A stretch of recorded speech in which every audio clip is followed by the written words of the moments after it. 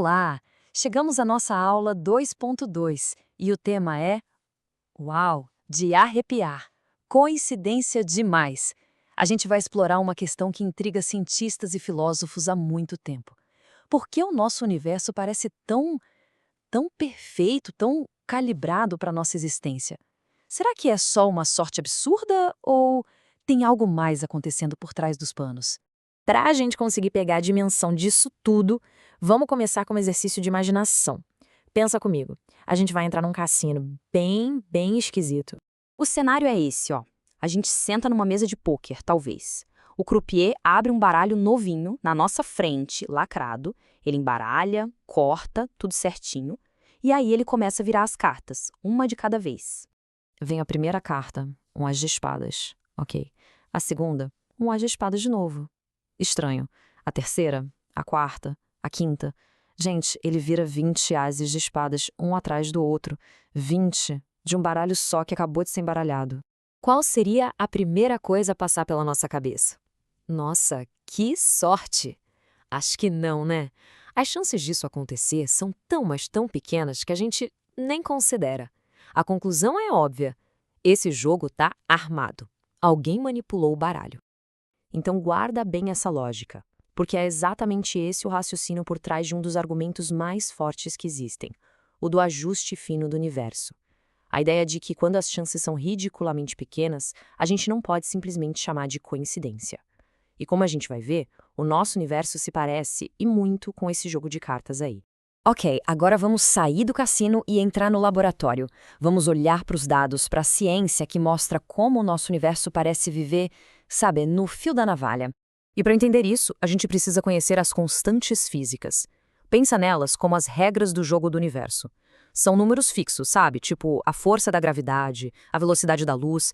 Se a gente mexesse um pouquinho, mas bem pouquinho mesmo, em qualquer uma dessas regras, o jogo inteiro mudaria completamente. Vamos pegar a gravidade, por exemplo. Ela é o que é. Mas e se ela fosse só um tiquinho mais forte? As estrelas teriam queimado seu combustível rápido demais e já teriam morrido. E se fosse um tiquinho mais fraca? A matéria nunca teria se juntado para formar estrelas e planetas. Ou seja, a margem de manobra para a vida existir é minúscula. E olha, se esse ajuste fino da gravidade já parece uma coisa de louco, se prepara. Porque tem uma outra constante que leva essa precisão a um nível que é, sinceramente, difícil até de imaginar. É a chamada constante cosmológica. De um jeito simples, ela é a força que está fazendo o universo se expandir. E aqui o ajuste é mais crítico ainda. Se ela fosse só um pouquinho mais forte, o universo teria se expandido tão rápido que as galáxias nem teriam tempo de se formar. E se fosse mais fraca, o universo todo teria desabado de volta em si mesmo logo depois do Big Bang. Fim de jogo. A precisão necessária aqui é algo que desafia a nossa compreensão. Para que a vida, como a gente conhece, possa existir, esse número precisa ser exato na casa de uma parte em 10 elevado à 120ª potência. É o número 1 seguido de 120 zeros. A gente não tem nem como comparar isso com nada. É um nível de precisão tão absurdo. É como se alguém atirasse um dardo do outro lado do universo e acertasse um alvo do tamanho de um único átomo. Na mosca. De primeira. Sorte? Claro, uma precisão dessas não passou batida, né? A comunidade científica olha para esses números e fica de queixo caído. E o mais interessante é que essa perplexidade atinge todo mundo, inclusive pesquisadores que não têm nenhuma inclinação religiosa. Olha só essa frase do Fred Hoyle, um astrônomo britânico famosíssimo. Ele diz que uma interpretação de bom senso dos fatos sugere que um superintelecto mexeu com a física. E o detalhe mais maluco? Fred Hoyle era ateu. Mesmo assim, olhando para os dados, ele admitiu que a conclusão mais direta, mais óbvia, parecia ser a de um projeto. Beleza, então se a gente descarta a sorte como uma explicação razoável, que nem no cassino, o que sobra? Existe alguma outra explicação para essa coincidência toda que não seja um projeto? Sim, existe uma. Para tentar fugir da conclusão de que tudo foi projetado, a ciência propôs uma ideia bem ousada, a de que talvez o nosso universo não seja o único por aí.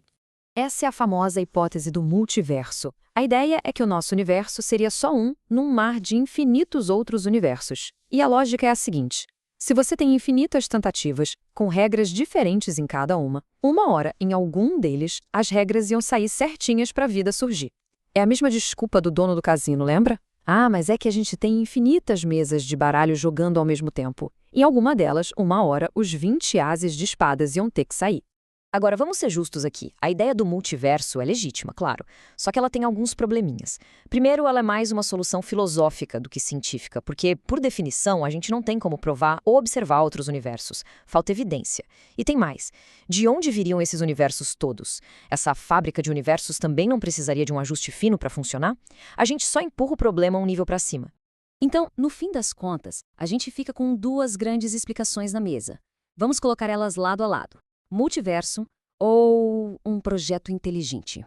Olha só esse resumo. A hipótese do multiverso tem evidência direta? Nenhuma. E qual o problema principal? Ele também precisa de uma explicação. Ele só joga o problema para frente. Já a hipótese de um projetista inteligente tem evidência direta? Bem, o próprio ajuste fino é a evidência apresentada. O problema principal exige que a gente aceite uma causa que não é material, que está além da física que conhecemos.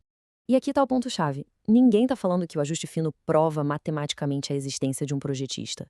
A questão é outra. É sobre qual a melhor explicação.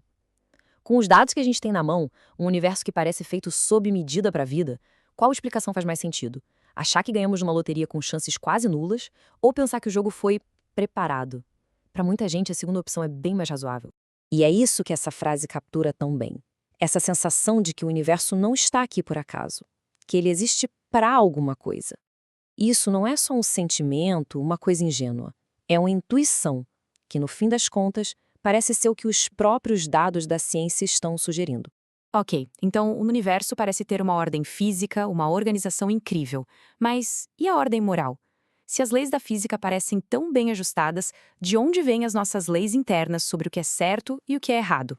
Pois é exatamente essa pergunta que a gente vai mergulhar de cabeça na nossa próxima aula, a 2.3. A gente vai explorar o argumento moral. Fica por aqui que o papo vai ser bom. Até lá!